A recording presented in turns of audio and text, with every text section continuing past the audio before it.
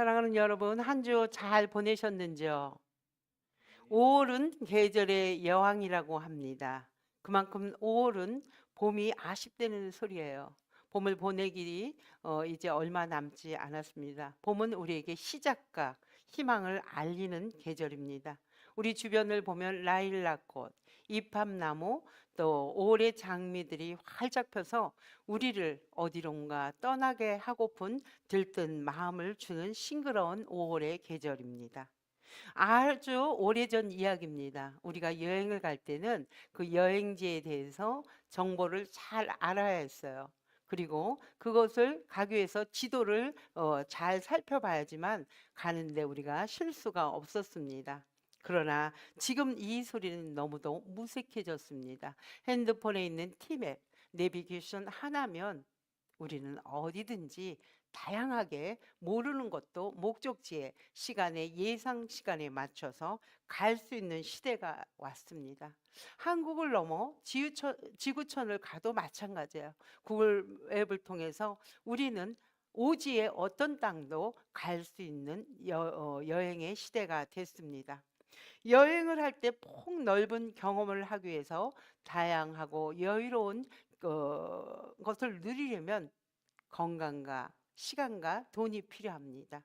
그러나 지금은 더 간절한 것이 있죠. 내비게이션, 핸드폰 하나가 없으면 그 여행은 우리에게 즐거움을 주지 못합니다. 이런 말이 생겨난 것도 여러분 기억하실 것입니다. 여자의 말을 잘 듣고 또 한 여자 내비게이션의 말을 잘 들을 때는 고생을 안 한다. 이런 말이 있습니다. 무슨 뜻인가요, 그 말이? 처음 우리가 가는 목적지를 헤매지 않고 목적지까지 잘 도착하여 시간도 또 우리의 경제적인 거나 우리가 뭐 육체적인 정신적인 거에 우리가 시간을 빼앗기지 않는다는 소리죠. 그래서 우리가 간 곳에 우리가 이 일을 원만하게 잘 해결할 수 있기 때문에 이런 말을 한 것 같습니다. 이렇게 내비게이션과 동행할 때 우리의 여행이 즐겁듯이 우리는 예수 믿는 사람들입니다. 여러분들은 무엇과 또 어떤 것과 동행을 하며 사시는지요? 사람입니까? 시간입니까? 돈입니까? 내 취미입니까? 지금 오늘 말씀을 통해서 주님은 알려주려고 합니다. 우리는 이 땅에 잠시 여행 온 사람들입니다. 이것은 누구나 명백한 사실입니다. 여행은 우리들은 돌아갈 곳이 있는 사람들입니다. 이렇게 주어진 삶을 통하여 우리에게 주님은 어떻게 동행하는지에 대해서 우리에게 말씀하려 합니다. 우리의 삶이 지금 평안하십니까? 아니면 두려움과 불안과 걱정, 미래에 대한 염려로 마음이 편안치 않으신지요? 그런 우리에게 주님은 오늘 말씀을 통해서 어떤 상황에도 나는 너희들과 끝까지 함께 동행하신다 말씀하십니다. 첫 번째로 주님은 이렇게 말씀하십니다. 주님은 성령을 우리에게 보내주신다 말씀하십니다. 교회 절기로 오늘을 주일부터 성령 강림 주일이 시작되었습니다. 성령 강림 주일 이 참고 말씀으로는 성경 말씀 4절에서 7절을 여러분들 집에서 다시 한번 읽어 보시기 바랍니다. 주님은 우리와 끝까지 함께 하신다고 약속하셨던 주님입니다. 그러나 오늘 본문을 통하여 우리 주님은 제자들에게 유언과 같은 말씀을 하시는 것입니다. 예수를 따르던 너희들 제자들의 운명은 너무도 가혹하다. 나를 잘 믿는 너희들은 세상은 너희를 미워할 것이다. 미움을 넘어 너희를 박해할 것이다. 그리고 너희를 출교할 것이라. 이렇게 무시무시한 말을 합니다. 이렇게 제자들의 처해진 현실은 너무도 가혹했습니다. 우리 주님은 아직 떠나지 않았는데 제자들을 향하여 이런 말씀을 하신 이유가 무엇일까요? 아직도 우리 예수님이 보기에 제자들은 온전하지 않습니다. 변변치 않는 제자들입니다. 어떻게 보면 믿음 없는 사람이라고 우리는 오늘 본문을 통해 제자들을 향하여 우리 또한 손가락질 할 수 있습니다. 그러나 여러분, 우리도 마찬가지지만 경험해 보지 않는 세계는 아무도 말할 수 없습니다. 제자들도 마찬가지입니다. 어떻게 신이 사람에게 죽임을 당할 수 있을까? 우리 예수님의 말씀은 십자가의 죽음을 당하시고 죽은 지 사흘 만에 부활하신다 합니다. 그러면 부활하신 신은 영원 불멸로 죽지 말고 우리랑 함께 사셔야 되는데 하늘에 올라가신다고 하십니다. 또 올라가시고 나서는 보혜사 성령을 너희한테 보내주신다 합니다. 경험하지 않은 제자들의 이 말은 이들을 더욱더 당혹감에 빠질 수밖에 없게 만드십니다. 주님께서 제자들을 향하여서 왜 이 제자들을 난감하게 하고 당혹하게 하기 위해서 이 말씀을 하셨을까요? 아닙니다. 지금은 모르지만 주님이 가고 난 뒤 부활하시고 성령이 보내진 뒤 때가 지나면 예수님의 말씀이 기억난다는 것입니다. 그것을 말씀을 믿고 의지하는 것을 너희는 알게 된다는 말씀입니다. 미워하는 것을 넘어 박해한다고 합니다. 박해라는 게 무엇이죠? 우리를 괴롭히고 해를 가한다 합니다. 그것을 넘어 해를 가하는 것을 넘어 또 출교까지 한다고 합니다. 출교. 그때 시절은 유대 공동체의 서로 시족 사회입니다. 그 공동체 바깥으로 나가는 인생은 나는 투명 인간, 왕따 당한 인간입니다. 사회 보호막에서 하나도 그들 유대 공동체에서 보호받을 수 없는 존재라는 것입니다. 발언권도 없습니다. 어떤 의견도 존중받지 못하는 소외된 인생으로 살아간다는 말씀입니다. 이렇게 말을 했는데도 불구하고 제자들은 예수님한테 한 말도 못하고 있어요. 말도 못하는 그들은 말을 못하는 그것을 넘어 근심하며 두려움에 사로잡혔다고 오늘 말씀은 기록합니다. 근심에 가득한 제자들의 생각은 이러했을 것 같아요. 야, 내가 예수 믿는다고 그러더니 내 인생은 망했구나. 정말 망했어. 지금이라도 내가 예수를 떠나가야 되지 않을까? 여러 생각들로 제자들의 마음은 복잡했을 것입니다. 그 복잡함이 오늘 말씀을 통해 근심에 사로잡혔다, 가득했다고 얘기합니다. 우리가 근심에 사로잡히면 우리도 분별력을 상실할 수밖에 없습니다.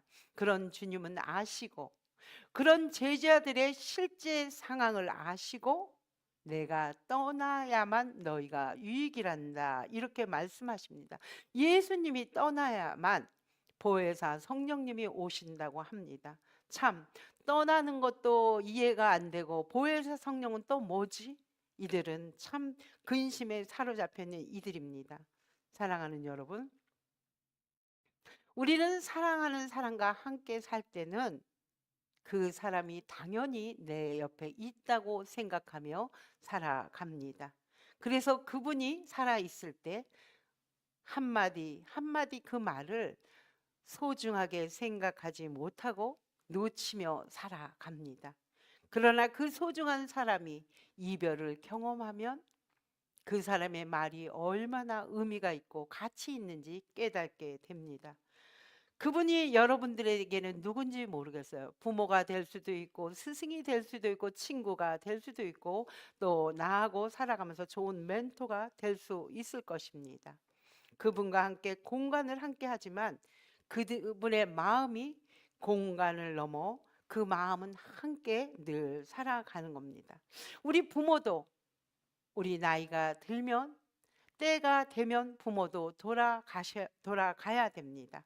우리 또한 장성해요. 우리가 부모를 의존하지 않고 주체적인 삶을 살아갈 수밖에 없는 우리는 인간입니다. 주님은 오늘 본문을 통해서 제자들에게 이전에는 얘기 안 했지만 오늘 근심하면서도 얘기한 것은 얘들아 이제 너희도 내가 늘 네 곁에 있는 것이 아니고 너희도 주체적인 삶으로 내 삶을 한번 살아보려고 주님 주신 것입니다. 그리고 내가 떠났을 때 나는 성령으로 너희들 앞에 있을 거야. 이 말을 기억나게 하려고 오늘 주신 말씀입니다. 그렇다면 주님이 보내주신다는 보혜사 성령님은 누구실까요? 오늘 두 번째 말씀에서는 이렇게 말씀합니다. 주님은 성령으로 우리의 길을 인도하신다 하십니다. 8절에서 11절 말씀입니다. 여러분, 분별력 없는 종교적 열심, 그것은 폭력이라고 합니다. 자신의 열정적 종교는 도리어 악이 된다는 소리죠. 우리가 흔히 성령 받았다, 성령이 충만하다 하는 사람을 생각할 때 어떤 기억이 납니까? 목소리는 걸걸해서 쉬지 않고 방언으로 열심히 기도하고 통성으로 기도하는 사람을 우리는 성령을 받았다 이야기합니다. 사도행전에서 이야기했습니다. 예수님이 떠나고 마가의 다락방에서 기도하는 사람들이 성령을 받았을 때 표현된 내용입니다. 그들이 모여서 기도하는 자리에 성령이 그들의 불이 혀같이 임했다고 얘기한 것이 우리가 잘못 오도되어 그것만이 성령이 임한 것으로 착각하고 있는 것입니다. 그러나 오늘 요한복음은 성령에 대해서, 성령이 어떤 일을 하는 것에 대해서 우리 예수님은 떠나가기 전에 말씀하십니다. 성령은 죄에 대하여, 의에 대하여, 심판에 대하여 세상이 너희를 책망할 것이다. 다시 말해 책망한다는 것은 예수님의 빛을 통하여 이 어두움을 들춰낸다는 말씀입니다. 그러면 죄라는 것이 무엇입니까? 예수님이 이 땅에 하나님과 하나 돼서 온 것을 알지 못하는 것이 죄라는 것입니다. 그래서 그 죄를 통하여 알지 못하는데 우리는 그 죄를 좁게만 생각해서 십계명에 나오는 살인하지 말라, 간음하지 말라, 이웃의 것을 탐내지 말라, 이렇게 국한된 한정된 죄의 한정을 긋고 있습니다. 그러나 오늘 주님은 하나님이 예수 그리스도가 이 땅에 와서 행할 것을 알지 못하는 것, 그것이 죄지만 우리가 해야 되지 않아야 되는 것이 아니고 하지 않는 것도 죄라는 것을 우리 주님은 오늘 말씀을 통해서 알려주고 싶은 것입니다. 그것이 무엇일까요? 예수님은 지극히 작은 자에게 모습으로 찾아오셨다고 합니다. 갚을 길 없는 사람들이죠. 그들에게 시원한 여름날 시원한 냉수 한 그릇 주는 것이 우리 하나님이 그것을 외면하는 우리에게 죄를 범했다고 말씀하시는 것입니다. 하나님을 안다 하면서 하나님을 계명을 지키지 않는 것은 하나님을 아는 것이 아닙니다. 그것은 우리의 게으르고 우리의 태만한 것을 오늘 죄라는 것을 알게 하는 것입니다. 성령님은 두 번째 의에 대해서도 말씀을 하십니다. 의, 옳은 의가 무엇입니까? 우리 예수님이 이 땅에 오셔서 하나님의 아들로 이 땅에 오셔서 유대인과 로마인에게 십자가 처형을 받고 하나님의 일을 완수하고 돌아가는 것이 하나님의 의라고 주님은 말씀하십니다. 그러나 우리는 세상 여정 가운데 하나님의 의를 찾기보다는 하나님의 열정적인 그 종교적 행실로 하나님의 의는 뒷전에 가두어 주지는 않는지 생각합니다. 성령님의 세 번째는 심판에 대해서 얘기하십니다. 빛 대신 주님을 맞이하지 않는 자, 빛 대신 주님을 영접하지 않는 자는 심판을 받는답니다. 이것을 무시한 말로 이해하지 마십시오.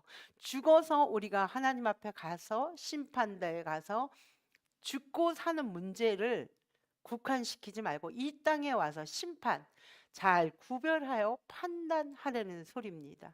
우리가 이 땅에서 하나님의 주권 아래 하나님의 뜻 안에 살고 있는지, 하나님의 자녀답게 빛다운 인생을 살고 있는지, 빛의 열매는 착하고 의롭고 진실함이라고 성경은 얘기하고 있습니다.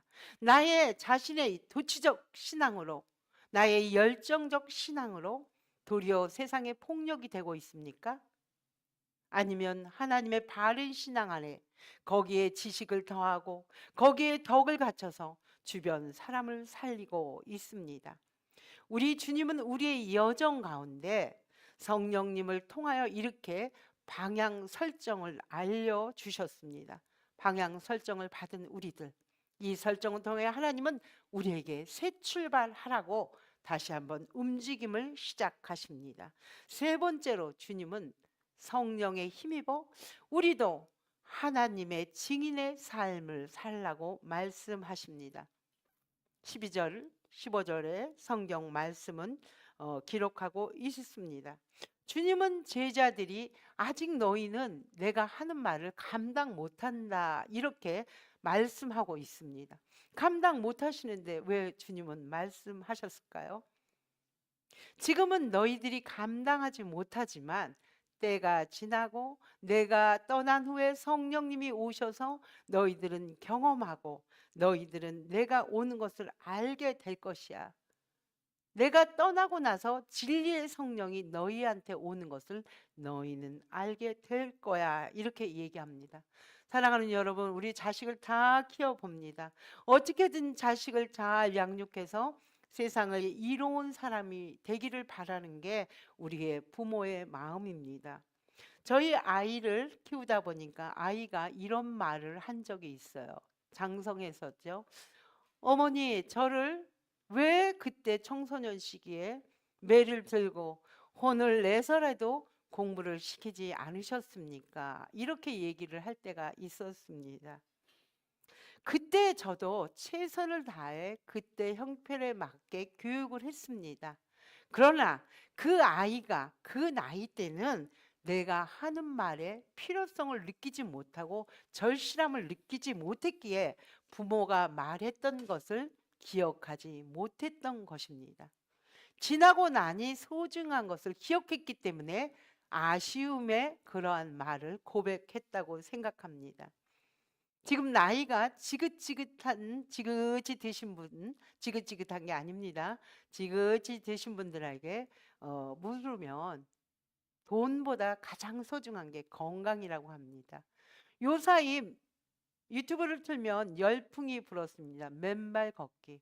그리고 10여 년 전만 해도 맨발을 걷는 사람을 보면 발에서부터 우아래를 쳐다보고 이상하게 봤는데 지금은 맨발 걷기가 너무 성행하게 됐어요. 그래서 맨발 걷기를 하는 사람들이 주변에게 그 참 좋다고 이야기를 합니다. 그러나 이 맨발 걷기가 이렇게 지금 성행을 하다 보니까 유튜브를 보다 보니까 과학적으로는 아직 입증이 되지 않았다고 서로 반박에 논박에 의지를 그러니까 뭐가 의견들을 개진하고 있어요. 그러나 분명한 것은 있습니다.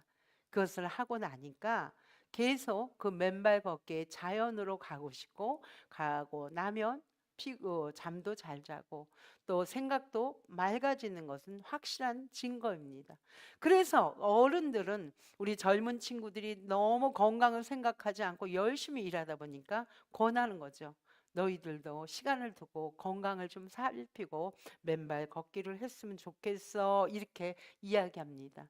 그러나 똑같은 현실을 노인들은 받아들이지만 젊은 친구들은 받아들이지 않습니다. 왜? 지금 내 현실에 너무도 많은 것들이 그들은 무겁게 하기 때문에 지금 건강에 신경을 안 쓴다는 것입니다. 주님을 따르던 제자들도 마찬가지였어요.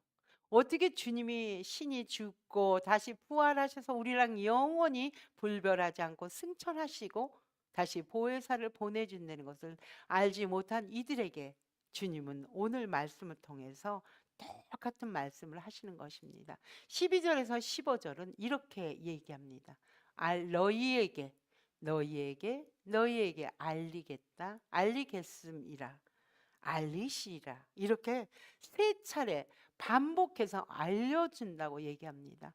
이 짧은 구절 속에 세 번씩 얘기한 것은 얼마나 제자들이 불안하고 두려워서 알지 못하는 경험하지 못한 미지의 생활에 이들이 걱정하는 이들에게 반복해서 알려주신다 합니다.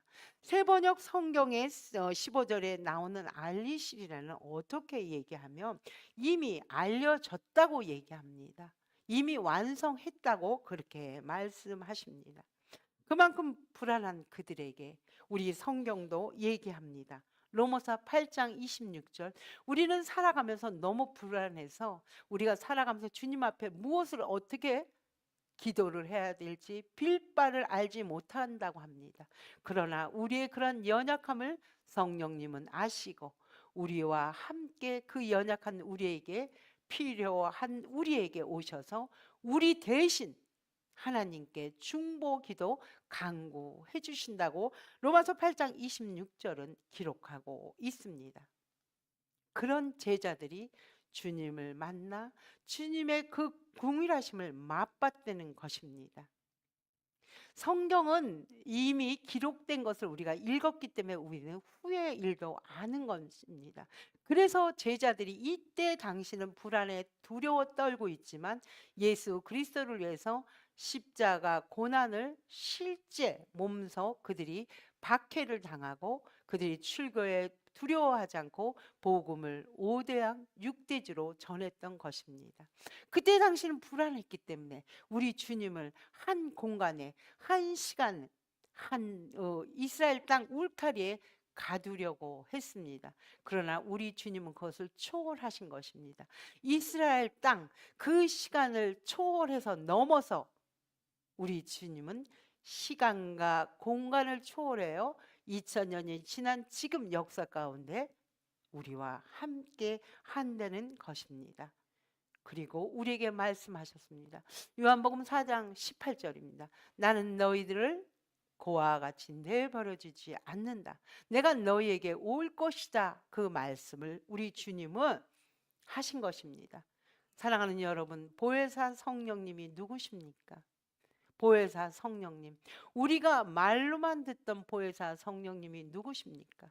내가 외로울 때 나를 위로해 준, 내가 지쳐 있을 때 내 어깨를 따뜻겨 주는 님, 내가 지혜를 없을 때 살아갈 지혜를 열어주신, 그래서 하나님의 능력으로 살아가도록 위로하고 기쁨을 회복하게 하시는 분, 내 옆에, 내 앞에, 내 뒤에, 내 위에 계시는 그 예수님을 넘어 내 안에서 활동하시는, 나와 함께 내주하시며 동락하시는 분이 보혜사 성령님이시는 것입니다. 그래서 15절은 이렇게 말씀하십니다. 아버지의 것이 내 것이다. 주님의 것이라는 거죠. 주님의 것이 너희 것, 우리의 것이 된다고 기록하고 있습니다. 다시 말해 하나님과 예수님과 성령님과 우리는 깊은 일치의 삶을 살아갈 수 있다는 것입니다. 여러분, 이것이 하나님의 신비라는 것입니다. 하나님은 우리의 인간으로 해석되는 분이 아닙니다. 우리의 머리로 해석되는 분이 아닙니다. 이렇게 하나님의 친교 속으로 우리가 당당하게 들어가 하나님의 영광을 드러낸다고 오늘 말씀은 얘기합니다. 그러면 영광이 무엇인가요? 예수님이 이 땅에 오셔서 십자가의 고난을 받고 하나님 앞에 돌아가서 완수한 것이 하나님의 영광이라고 합니다. 우리는 영광이 빛나고 남한테 추앙받고 존경받는 걸 영광이라고 생각하지만 이곳의 영광은 하나님의 사명을 완수하는 것이라고 합니다. 여러분, 오늘 말씀을 통해서 하나님의 것이 주님의 것이 되었고 주님의 것이 우리의 것이 됐다고 합니다. 우리에게 주님은 바톤을 이어줬습니다. 토요 사역에 어저께 이어하우스 사역을 우리가 꽤 오랜 기간 하고 있죠. 그러는데 저하고 일면식도 없는 분이 주방 봉사를 하고 있습니다. 그분은 자양동에서 오십니다. 자양동은 삼양동까지 거리가 쉽지 않는 거리입니다. 그런 분이 얼마나 젊은 여성인데 한결같아요. 너무너무 겸손하고 따뜻하고 성실하고 따뜻한 미소로 사람들을 섬겨주시는 거예요. 늘 죄송했어요. 그분한테 어떤 것도 이거는 봉사이기 때문에 드릴 수가 없어요. 드릴 수 있는 건 하나님 앞에 그분을 위해서 내어준 만큼의 하나님의 기쁨을 채워달라고 기도할 뿐이었습니다. 그래서 제가 주방에서 봉사하면서 조용히 물었습니다. 정말 죄송해요. 모처럼 쉬는 토요일마다 이렇게 먼 거리를 와서 봉사해 주셔서 너무 감사합니다. 그분이 이렇게 대답을 하는 거예요. 우리가 종교 생활을 하면서 하나님 앞에 11조를 드리는 거 아주 중요하다고 생각합니다. 그러나 언제부턴가 주어진 시간도 내 시간이 아니라고 생각됐습니다. 나한테 허락된 그 시간에 10분의 1이라도 주님 앞에 내어드리고 싶었습니다. 그래서 힘든 영혼들, 관계가 불통인 그런 분들에게 그들을 회복하고 치유하고 사귐으로 나가는 일에 있어서 그 이어하우스의 취지에 맞는 일을 할 때 저는 그들이 웃음을 통해서 회복되어지는 것, 지금은 드러나는 것이 없는 것 같지만 제가 보람을 느낍니다. 충분한 의미와 가치가 있기 때문에 그 먼 길을 오고 갈 때 기쁨을 머금고 갑니다. 이렇게 얘기합니다. 사랑하는 여러분, 이 선생님이야말로 그 안에 주님의 것이 바톤이 이어져서 주님이 안에 내주하며 살아가는 것 아닌가요? 우리 기억하셔야 돼요.